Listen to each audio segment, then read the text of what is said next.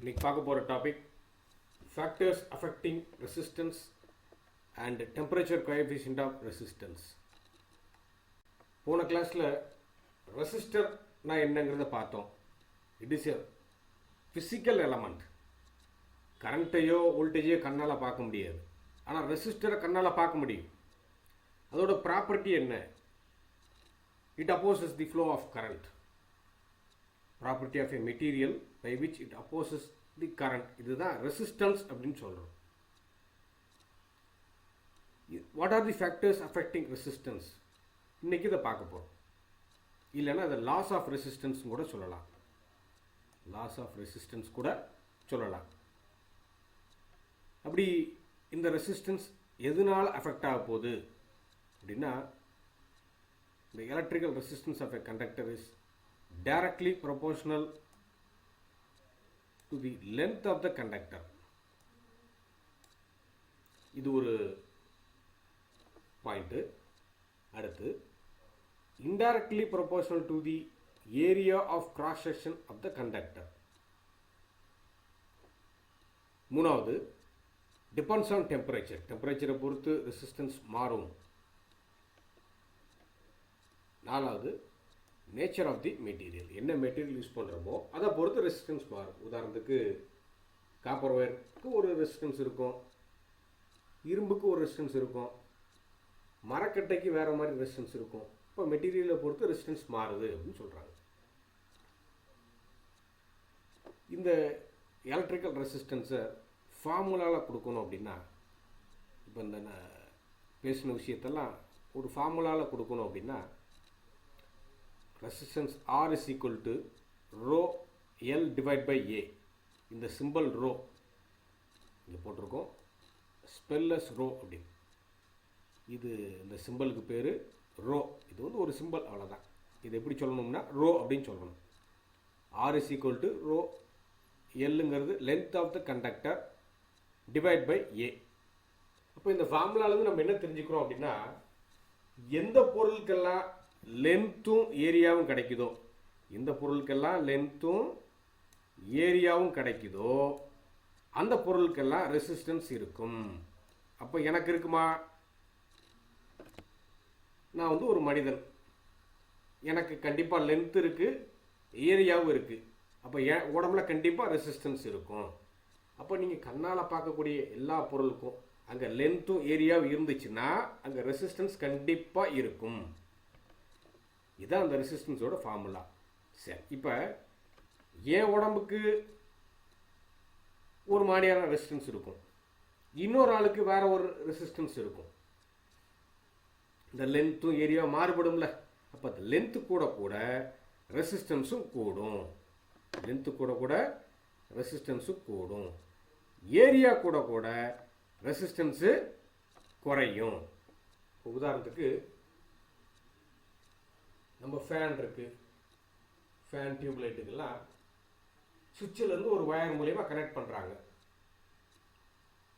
அதே இது ஒரு மோட்டர் இருக்குது, இந்த வயரை போட்டிருப்பாங்களா? லைட்டுக்கும் ஃபேனுக்கும் நம்ம யூஸ் பண்ண வயரை போட்டிருப்பாங்களா? கிடையாது. தடிமன் அதிகமாக இருக்கக்கூடிய வயரை மோட்டருக்கு யூஸ் பண்ணியிருப்பாங்க. அப்போ அங்கே ஏரியா கூடுது. ஏரியா கூட கூட என்ன ஆகும்? ரெசிஸ்டன்ஸு குறையும். ரெசிஸ்டன்ஸ் குறைஞ்சா கரண்ட் என்ன ஆகும்? அதிகமாகும். அப்போ மோட்டர் அதிகமான கரண்ட் எடுத்துக்கணும். அதனால தடிமன் அதிகமாக இருக்கக்கூடிய வயரை யூஸ் பண்ணுறோம். ஃபேனு லைட்டுக்கெல்லாம் கரண்ட் கம்மியாக இருக்கும், அதோட அந்த வயரோட ஏரியா குறைவாக இருக்குது. ஏரியா குறைவாக இருக்குன்னா அப்போ ரெசிஸ்டன்ஸ் எப்படி இருக்கும்? அதிகமாக இருக்கும். அங்கே கரண்ட்டு கம்மியாக தான் இருக்கும். சரி, இதான் ரெசிஸ்டன்ஸை பற்றி இருக்கக்கூடிய விஷயம். லென்த்தை பொறுத்தும் ரெசிஸ்டன்ஸ் கூடுது, ஏரியா கூட கூட ரெசிஸ்டன்ஸு குறையுது. இன்னொரு முக்கியமான விஷயம் இந்த ரோ. இது ஒவ்வொரு மெட்டீரியலை பொறுத்து மாறுபடும். இப்போ காப்பர் வயருக்கு ஒரு மாதிரி ரெசிஸ்டன்ஸ் இருக்கும், சில்வருக்கு ஒரு மாதிரி ரெசிஸ்டன்ஸ் இருக்கும், அலுமினியம் வயருக்கு வேறு மாதிரி ரெசிஸ்டன்ஸ் இருக்கும். இது அந்த மெட்டீரியலை பொறுத்து ரோ இருக்கும். அது ஒரு கான்ஸ்டன்ட் வேல்யூவாக இருக்கும். சரியா? இதான் ரெசிஸ்டன்ஸோட ஃபார்முலா. இப்போ இந்த ரோ நம்ம சொன்னோம் இல்லையா, அதை தான் ஸ்பெசிஃபிக் ரெசிஸ்டன்ஸ் ஆர் ரெசிஸ்டிவிட்டி சொல்கிறோம். இந்த ரோ இருக்கு இல்லையா, இதுக்கு பேர், இதை ஸ்பெல் பண்ணுறது தான் ரோ. அதோட உண்மையான விஷயம் எலக்ட்ரிக்கல் ஸ்பெசிஃபிக் ரெசிஸ்டன்ஸ், அதுக்கு இன்னொரு பேர் ரெசிஸ்டிவிட்டி. ஒன்று ஸ்பெசிஃபிக் ரெசிஸ்டன்ஸ் சொல்லலாம், இல்லைனா ரெசிஸ்டிவிட்டின்னு சொல்லலாம். இதை எப்படி டிஃபைன் பண்ணுறது அப்படின்னா, இதுக்கு ஒரு கியூப் எடுத்துக்கணுமா. ஒரு கியூபுக்கு 6 சைட்ஸ் இருக்கும், 6 பக்கங்கள் இருக்கும். இந்த சின்ன பிள்ளைகள்லாம் விளையாடுவாங்க, ஒரு கியூபை வச்சுக்கிட்டு திருக்கி விளையாடுவாங்க. எல்லாம் ஒரே கலராக இருக்குமா, ஒரு ஸ்கொயருக்கும் ஒரு கலர் இருக்கும், எல்லா ஸ்கொயர்லேயும் ஒரே கலர் கொண்டு வர மாதிரி திருக்கி விளையாடுவாங்க. அது வந்து ஒரு கியூப். சரி, இந்த கியூபுக்கு 3D வியூவில் 6 சைட்ஸ் இருக்கும். ஒரு கியூப் எடுத்துக்கணுமா, அந்த சைஸ் வந்து எல்லா சைடுமே 1 மீட்டர் லென்த்தில் இருக்கணுமா. உதாரணத்துக்கு நம்ம இங்கே ஒரே ஒரு மட்டும்தான் போட்டிருக்கேன், ஒரு சைடு மட்டும்தான் 1 மீட்டர்னு எழுதியிருக்கேன். இந்த பக்கம் எடுத்தாலும் 1 மீட்டர் தான், இங்கிட்டு எடுத்தாலும் 1 மீட்டர் தான். அப்போ எந்த பக்கம் எடுத்தாலும் 1 மீட்டர் தான். சரியா? அந்த மாதிரி ஒரு கியூப் எடுத்துக்கிறோம். கியூப் எடுத்துக்கிட்டு ஏதாச்சும் 2 ஆப்போசிட் சைடுக்கு நடுவில், உதாரணம் நான் இங்கிட்ட எடுத்திருக்கேன், இங்கிட்ட ஒரு சைடு, இந்த ஒரு சைடு, இதுக்கு ஆப்போசிட்டாக இங்கே இருக்குது. இந்த 2 ஆப்போசிட் சைடுக்குள்ள, இந்த 2 ஆப்போசிட் சைடுக்கு மத்தியில் என்ன ரெசிஸ்டன்ஸ் இருக்கோ அதுதான் ஸ்பெசிஃபிக் ரெசிஸ்டன்ஸ் சொல்கிறான். படிச்சு பாருங்க. The specific resistance offered between 2 opposite sides of a cubic material having sides of 1 metre each is called specific resistance. சரியா?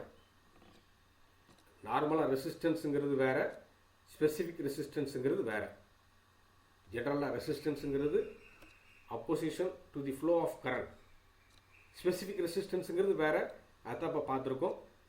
இந்த ஒரு கியூபில் ஏதாச்சும் 2 ஆப்போசிட் சைடு மத்தியில் இருக்கக்கூடிய ரெசிஸ்டன்ஸ் தான் ஸ்பெசிஃபிக் ரெசிஸ்டன்ஸ். இந்த கியூப் எப்படி இருக்கணுமா, எல்லா சைட்லேயும் 1 மீட்டர் சைஸ், 1 மீட்டர் லென்த்தில் இருக்கணுமா.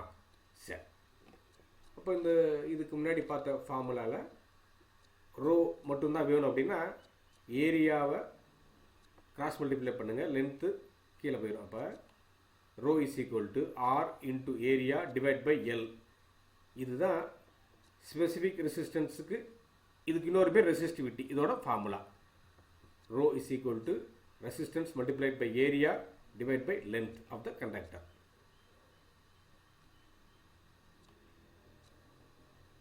இதோட யூனிட் என்னப்பா, ஓம் மீட்டர். இதை நீங்கள் சிம்பிளிஃபை பண்ணி பார்க்கலாம்.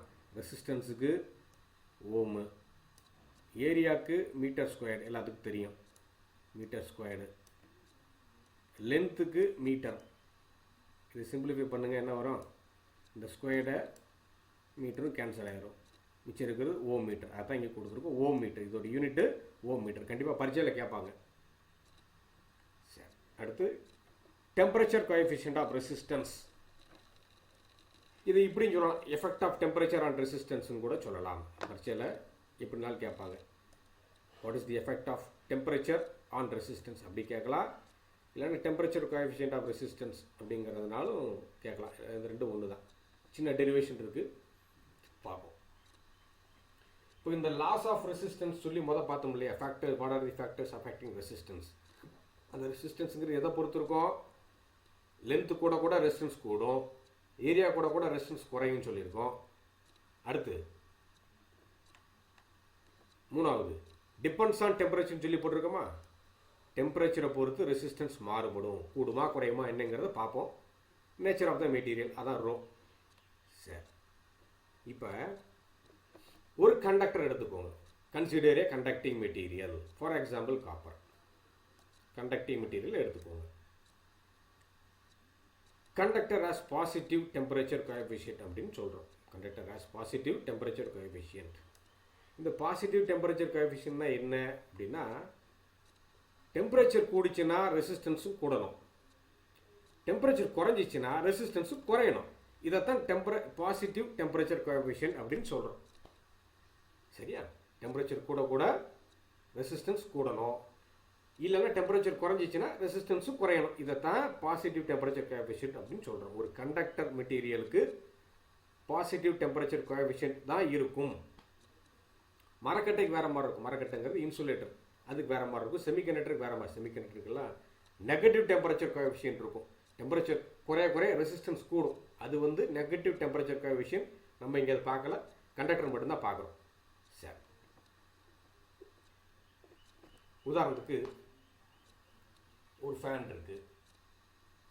ஆரம்பத்தில் அந்த ஃபேனோட ரெசிஸ்டன்ஸை மெஷர் பண்ணணும் அப்படின்னா மெஷர் பண்ண முடியும். அதோட டெம்பரேச்சர் வந்து நார்மலாக இருக்கும். அது ஃபேன் ஓடுறதுக்கு முன்னாடி. சரி, ஒரு மணி நேரம் ஃபேன் ஓடிடுச்சு. அதை தொட்டு பார்த்தீங்கன்னா ஃபேன் ஒரு மணி நேரம் ஓடிடுச்சு. அதை அதுக்கப்புறம் அமர்த்திட்டு தொட்டு பாருங்கள், உஷ்ணமாக இருக்கும். என்ன நடந்திருக்கும்?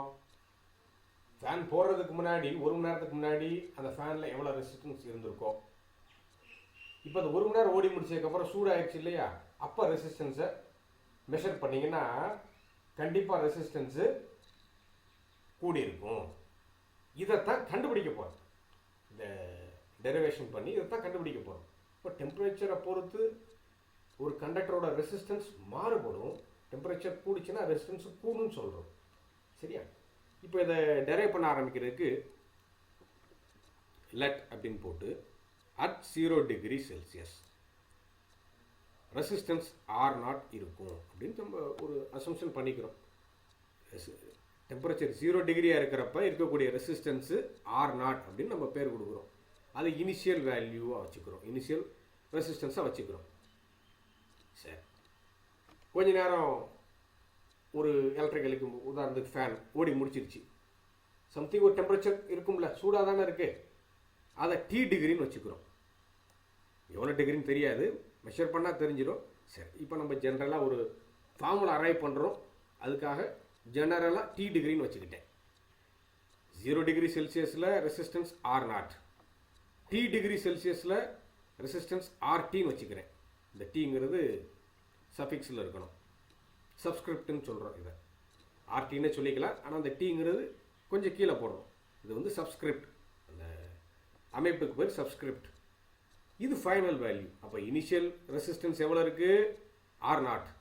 Final resistance RT. சரியா?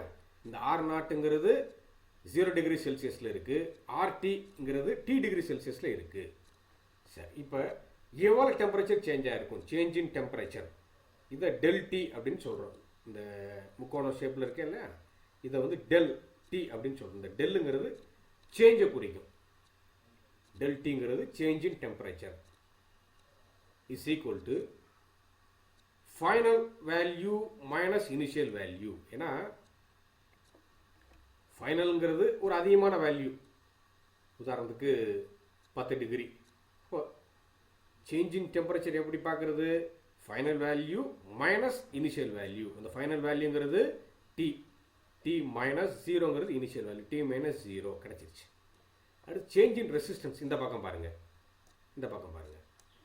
சேஞ்ச் இன் ரெசிஸ்டன்ஸ் ΔR அப்படின்னு சொல்கிறேன். இந்த டெல்லுங்கிறது சேஞ்சை குறிக்கும், எவ்வளோ சேஞ்ச் ஆகிருக்கு. ΔRங்கிறது change in resistance is equal to final value minus initial value. இது RT மைனஸ் R0 தான் எழுதணும். R0 மைனஸ் RTன்னு எழுதக்கூடாது. ஏன்னா பெரிய வேல்யூலேருந்து சின்ன வேல்யூ கழிக்கிறோம். உதாரணத்துக்கு இந்த இனிஷியலாக ஒரு 10 ஓம் இருக்குன்னு வச்சுக்கிடுமே. இனிஷியலாக 0 டிகிரியில் ஒரு எக்யூப்மெண்ட் வந்து 0 டிகிரி செல்சியஸில் 10 ஓம்ஸ் இருக்குது. ஒரு 50 டிகிரி வர்றப்ப இதோட ரெசிஸ்டன்ஸு 25 டிகிரியாக வந்துருச்சு அப்படின்னு, சாரி 25 ஓமாக இருக்குது அப்படின்னா இதோட சேஞ்ச் எவ்வளவு? எப்படி கண்டுபிடிப்பீங்க? 25 மைனஸ் 10, அதுதான் இங்கே எழுதியிருக்கோம். Final value RT minus R0. RT minus R0 தான் எழுதணும். R0 மைனஸ் RTன்னு எழுதக்கூடாது. இது புரியுதா உங்களுக்கு? இதை ஈக்குவேஷன் 1ன்னு வச்சுக்கோங்க. ΔR is equal to RT minus R0, அதாவது final value minus initial value. சரி, அடுத்து இன்னொரு டெரிவேஷன் போதும். இந்த ΔR டிபெண்ட்ஸ் ஆன், இது பாருங்கள், இந்த ΔRங்கிறது எதை பொறுத்து இருக்கு? இந்த ΔRங்கிறது எதை பொறுத்து இருக்கு? ஃபைனல் வேல்யூவையும் இனிஷியல் வேல்யூவும் பொறுத்து இருக்கு.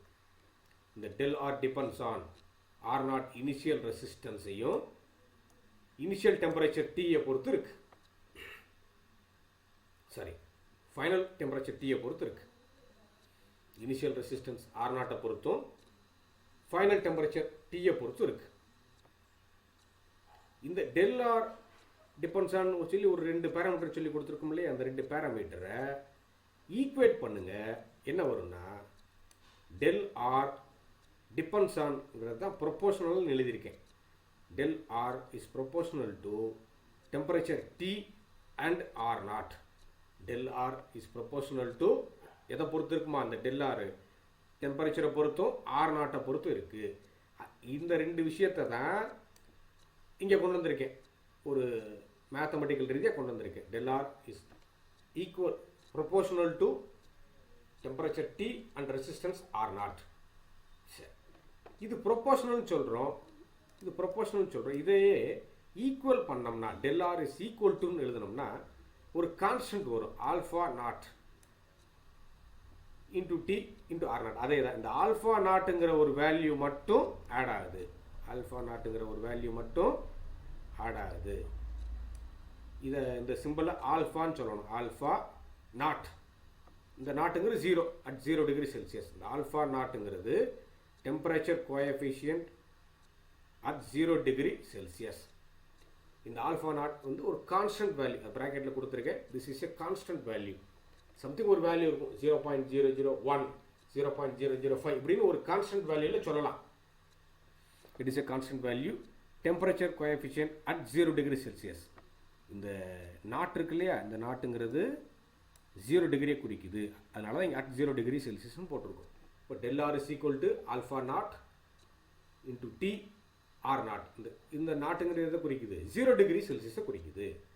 சரி, இது ஈக்குவேஷன் 2ன்னு வச்சுருக்கோம். இதுக்கு முன்னாடி ஈக்குவேஷன் 1ன்னு வச்சுருந்தோம். இதுவும் டெல் ஆர் தான். Del R is equal to RT minus R0. இது ஒரு ஈக்குவேஷன். டெல் ஆருக்கு இன்னொரு ஈக்குவேஷன் கிடச்சிருக்கு, alpha naught T into R0. இப்போ இந்த 2 ஈக்குவேஷனையுமே ஈக்குவேட் பண்ணுங்க. இப்போ என்ன கிடைக்கும், del R is equal to இந்த மாதிரி ஈக்குவேட் பண்ணிங்கன்னா R0 minus R0 sorry R0 sorry RT minus R0 is equal to alpha naught T into R0. இதை ரீஅரேஞ்ச் பண்ணிங்கன்னா நம்மளுக்கு ஒரு ஈக்குவேஷன் கிடைக்கும். RT is equal to R0 பிராக்கெட்டுக்குள்ள 1 plus alpha not into T. இந்த 2 இடத்துலையுமே உதாரணத்துக்கு இந்த R0 இங்கிட்ட வந்துருச்சு அப்படின்னா ப்ளஸ் சைன் ஆயிரும். இது அப்படி எழுதுறேன், RT இஸ் ஈக்குவல் டு இந்த மைனஸ் R0 இங்கிட்ட வந்துருச்சு அப்படின்னா it will become positive R0 plus மிச்சம் இருக்கிறது ஆல்ஃபா நாட்டு T அப்புறம் R0 இதானே இருக்குது. இந்த 2 இடத்துலையுமே R0 காமனாக தானே இருக்குது, அதுதான் வெளியே எடுத்துருக்கோம். வெளியே எடுத்து ப்ராக்கெட்டுக்குள்ளே 1 ப்ளஸ் ஆல்ஃபா நாட் இன்டூ Tன்னு எழுதியிருக்கேன். இந்த RT அப்படிங்கிற டெம்பரேச்சரில் ஒரு எக்யூப்மெண்ட் என்ன ரெசிஸ்டன்ஸாக இருக்கும் அப்படிங்கிறது இந்த ஃபார்முலா வச்சு நம்ம தெரிஞ்சுக்கலாம். 0 டிகிரியாக இருந்தப்போ மெஷர் பண்ணிடலாம். இப்போ ஒரு ஃபேன் இருக்குது, மெஷர் பண்ணிடலாம், அதோட ரெசிஸ்டன்ஸ் எவ்வளோ மெஷர் பண்ணிடலாம். ஒரு மணி நேரம் ஓடுனதுக்கப்புறம், 1 மணி நேரமோ இல்லை 2 மணி நேரமோ ஓடுனதுக்கப்புறம் அதோட ரெசிஸ்டன்ஸை மெஷர் பண்ணணும் அப்படின்னா அப்போ அதில் உஷ்ணம் இருக்கும்ல, அதை கால்குலேட் பண்ணுறதுக்கு இதான் formula. RT is equal to R0 ப்ராக்கெட்டுக்குள்ளே 1 plus alpha not into T. ஏன்னா டெம்பரேச்சரை பொறுத்து ரெசிஸ்டன்ஸ் மாறும்னு சொல்லியிருக்கோம், அதனால் இந்த ஃபார்முலாவை நம்ம பயன்படுத்தணும். சரியா? சரி, இப்போ நம்ம இந்த ஃபார்முலா அரைவ் பண்ணியிருக்கோம் இல்லையா, இது எப்படி அரைவ் பண்ணியிருக்கோம், இந்த நாட்டுங்கிறது எதை வச்சு சொல்கிறோம், 0 டிகிரி செல்சியஸ்ன்னு சொல்கிறோம். நார்மலாக நம்ம வீட்டிலலாம் 0 டிகிரி செல்சியஸாக இருக்கும் கிடையாது, சம்திங் ஒரு ரூம் டெம்பரேச்சர் இருக்கும். இப்போ வெயில் காலத்துலலாம் 35 டிகிரி சாதாரணமாக இருக்கும் வீட்டில். அப்போ 0 டிகிரி நம்ம எங்கே போகிறது, இதுக்கு அப்போ இந்த ஃபார்முலா கொஞ்சம் மாற்றணும். ப்ராக்டிக்கலாக படுறப்ப கொஞ்சம் மாற்றணும். இனிஷியல் டெம்பரேச்சர், அதாவது room temperature, if room temperature is T1ன்னு எடுத்திருக்கேன், T1 டிகிரி செல்சியஸ். இந்த T1ங்கிறது ஒவ்வொரு ஊருக்கும் கூட மாறுபடலாம். ஊட்டியில் பொறுத்த வரைக்கும் அங்கே வேறு மாதிரி இருக்கும், ரூம் டெம்பரேச்சர் 20 இருக்கலாம், நம்ம விருதுநகரில் 35 இருக்கும். அப்போ நம்ம இதை T1ன்னு எடுத்திருக்கேன். அதோட வேல்யூ ரூம் டெம்பரேச்சர். சரியா? இது இனிஷியல் டெம்பரேச்சர்.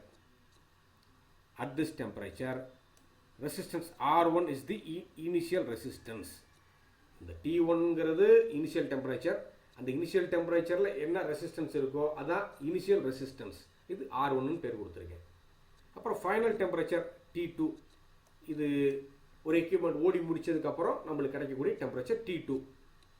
அதோட resistance R2. Final resistance R2. சரியா? இப்போ இந்த ஃபார்முலாவில் சப்ஸ்டியூட் பண்ணுங்கள்.